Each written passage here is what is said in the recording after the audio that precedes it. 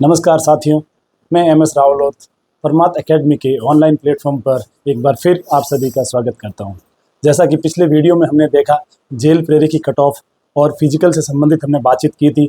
उसी कड़ी को आगे बढ़ाते हुए मैंने कल के वीडियो में आपको बताया था कि मैं बहुत जल्द नॉर्मलाइजेशन से जो परसेंटाइल की प्रक्रिया की ओर आरएसएस बोर्ड बन रहा है, या आरएस बोर्ड के जो आलोक राज साहब हैं, अध्यक्ष साहब, उन्होंने जो बताया था कि हम बहुत जल्दी एक नई प्रक्रिया लेकर आएंगे।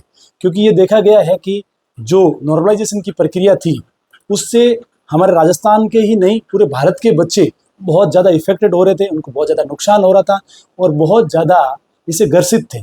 इसका उपाय करने के लिए माननीय जो आरएसएस बी बोर्ड के अध्यक्ष हैं आलोक राज साहब, उन्होंने कहा कि जब मैंने पशु परिचय परीक्षा का परिणाम निकाला और मुझे देखते हुए निकालते हुए इतना दुख हो रहा था कि कई बच्चों को 13 से 9 नंबर तक का नुकसान हुआ और टोटल 24 नंबर तक का नुकसान हुआ, फर्क पड़ा और उस रिजल्ट को उलट उथल फुथल कर दिया गया। इस प्रक्रिया को चेंज करने के प्रयास किए गए, एसएससी में भी किया गया और आरएसएस बोर्ड के द्वारा भी किया गया। इसी को संबंधित तो कुछ दिन पहले आलोक राज साहब ने एक ट्वीट करके जानकारी दी गई। उसी के बारे में मैं आज आपको बताऊंगा कि नॉर्मलाइजेशन से परसेंटाइल में क्या परिवर्तन हुए हैं और उससे आप लोगों को क्या फ़ायदा होने वाला है, क्या नुकसान होने वाला है, या बच्चों का जो भविष्य में जो अपना कैरियर के टर्निंग पॉइंट में परसेंटाइल व्यवस्था क्या लेके आ रही है। तो मैं आपको इस परसेंटाइल व्यवस्था के बारे में बताता हूँ। Normalization versus percentile. सर्वप्रथम हम बात करते हैं नॉर्मलाइजेशन क्या होता है। पहले की नॉर्मलाइजेशन व्यवस्था के अंदर ये था कि जब एक से अधिक शिफ्टों के अंदर कोई भी एग्जाम होते थे, तब उस प्रक्रिया में सभी बच्चों का नॉर्मलाइजेशन के द्वारा इक्वल करने के प्रयास किए जाते थे। लेकिन ये दाव उन बच्चों के लिए उल्टा पड़ जाता था और किसी शिफ्ट के अंदर मार्क्स बढ़ जाते थे, किसी में कम हो जाते थे। इसके परिणाम विगत वर्ष 2021 से 24 के बीच में भी देखे गए। जिस तरीके से राजस्थान पुलिस सब इंस्पेक्टर में देखा गया था कि 13 तारीख, 14 और 15 तीन शिफ्ट के अंदर एग्जाम हुए, 13 तारीख वालों को नुकसान हुआ और 15 वालों को फायदा हुआ। इसी तरीके से पटवार परीक्षा 2021 में भी ये नॉर्मलाइजेशन प्रक्रिया चली, लेकिन उसमें भी बच्चों के साथ बहुत ज़्यादा ज्यादती हुई, नुकसान हुआ। इस प्रक्रिया में हाल ही के दिनों में सबसे बड़ा पशु परिचय परीक्षा के अंदर आया, 24 नंबर तक का डिफरेंस आया और ये भर्ती प्रक्रिया कोर्ट में गई, कोर्ट के द्वारा स्टे आया। तब आलोक राज साहब ने स्टेटमेंट दिया कि हम नई व्यवस्था लेके आएंगे जो होगी परसेंटाइल व्यवस्था। तो अब हम आपको बताएंगे कि परसेंटाइल व्यवस्था क्या होती है और इससे संबंधित ये प्रक्रिया पूरे भारत में भी बोर्डों के द्वारा बनाई जाती थी और मानी जाती थी और एसएससी में भी यही प्रक्रिया इम्प्लीमेंट की जाती थी। एसएससी के द्वारा भी 4 जून को एक नई परसेंटाइल व्यवस्था लागू की जा रही है और वो पायलट प्रोजेक्ट के रूप में लागू की जा रही है। राजस्थान के अंदर भी आने वाली सभी भर्तियों में ये चीज़ देखा जाएगा। जिस तरीके से साहब ने जो कमेंट किया था उसके अंदर बताया था कि जो अब आने वाले समय में राजस्थान की जो भर्तियां होगी, चाहे पटवार हो, चाहे वीडियो हो, चाहे 4th ग्रेड हो और पुलिस से संबंधित जो भी भर्तियां होगी, उन सब के अंदर परसेंटाइल व्यवस्था आएगी और इसके अंदर शिफ्ट वाइज होगा। तो अब मैं बताता हूँ आपको परसेंटाइल व्यवस्था क्या है। परसेंटाइल व्यवस्था के अंदर आपको ये जानना जरूरी है, जिस तरीके से मैंने आपको पहले ही बताया, पशु परिचय परीक्षा के अंदर 13 से 9 नंबर मार्क्स तक बढ़े और घटे थे और कुल विद्यार्थियों के 24 नंबर तक 24 मार्क्स तक का नुकसान और फायदा हुआ और जिसका सिलेक्शन होना चाहता था उसका हुआ नहीं होने वाले का हो गया और ये एक बहुत बड़ी समस्या उभर के आई है। तो अब बताता हूं मैं आपको कि क्या है परसेंटाइल व्यवस्था। इसको एक एग्जाम्पल के द्वारा समझेंगे और बड़ी आसानी से समझेंगे और ये आप सभी बच्चों के लिए एक फायदेमंद चीज होने वाली है, आपके भविष्य में बहुत टर्निंग पॉइंट लेके आने वाली है। तो मैं आपको बताता हूं, जिस तरीके से हमने देखा कि जेल प्रेरी परीक्षा के अंदर कुल वैकेंसी की संख्या थी 803 और उसके 10% लोगों को फिजिकल कॉल के लिए बुलाया जाना था, रनिंग के लिए बुलाया जाना है। रिजल्ट निकला नहीं है, बहुत जल्द आपके सामने आने वाला है।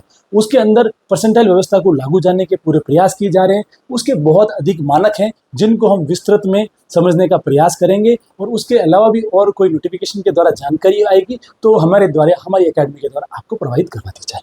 मैं चलता हूँ। सर्वप्रथम 830 वैकेंसी होगी, 803 का 10%। इसके अंदर एग्जामों की शिफ्ट होती है 2। एग्जाम कितने? 2 शिफ्ट के अंदर। यहां देखिए आप, शिफ्ट 1, ये आ गई शिफ्ट 1 एंड शिफ्ट 2।